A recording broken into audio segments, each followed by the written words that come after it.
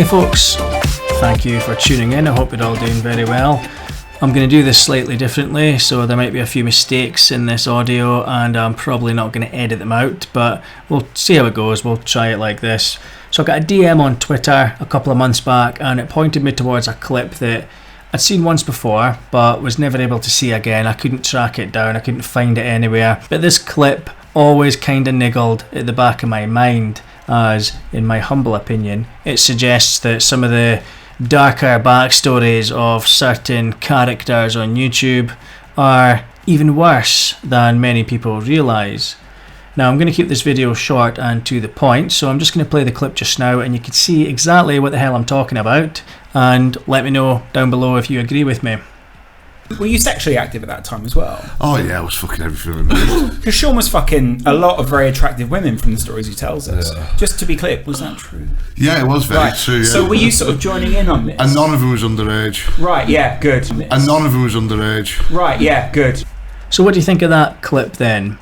Now, suffice to say, the following is just my own opinion, but I personally do not believe that that sounded like a joke, or if it was a joke, it doesn't make any sense as a joke. And I do love myself some dark jokes, but this was just a statement about having sex with underage girls, which came out of the mouth of Wildman completely unsolicited for some reason.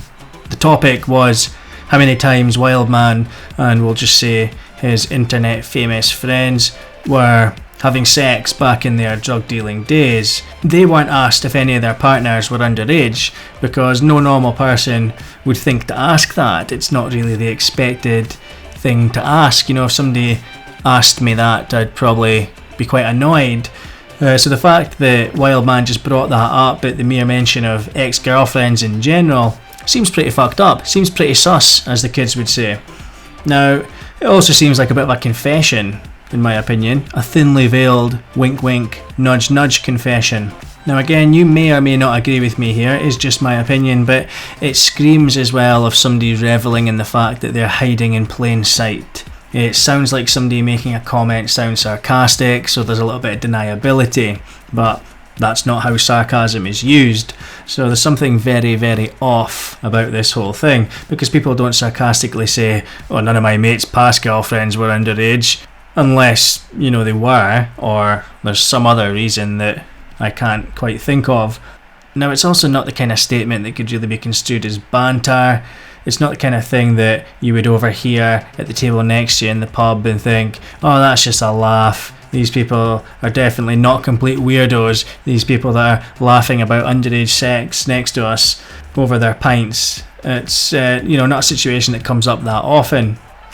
Now, it's also worth noting that this interview was broadcast in 2018, which is over a year before the Daddygate video, which was a video of a certain fake YouTube activist, shall we say, self-proclaimed, of course, who made a video recreating sexual abuse with an autistic drug addict who was dressed as a child. That video, when it went public, obviously it didn't go down too well with many of the fans of this person, and you would be forgiven for thinking that Wildman was making a sort of jokey reference to that, but no, this interview came out a year before the Daddygate video came out, so it definitely wasn't anything to do with the Daddygate scandal. It's completely separate, and it also shows that underage girls were getting mentioned in a sexual context before the Daddygate scandal hit, and that to me is extremely telling, as well as slightly worrying. I'll give you another look at the clip just in case we've missed something. We can all watch it together. Were you sexually active at that time as well? Oh yeah, I was fucking everything. Because Sean was fucking a lot of very attractive women from the stories he tells us. Yeah. Just to be clear, was that true? Yeah, it was very true. Yeah. So were you sort of joining in on this? And none of them was underage. Right, yeah, good. I thought you might just say that worries me. No, right. He's trying to get us sent back to America. Yeah, but I mean, there's no way to spin that clip into something normal or good.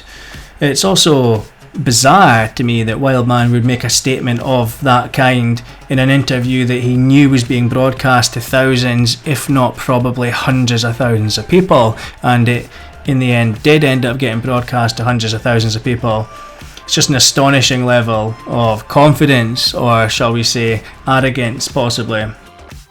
Why did Wildman feel comfortable making such a remark during that interview. And if you listen carefully, the other interviewee says he's trying to get us sent back to America, i.e. deported back to America to face charges.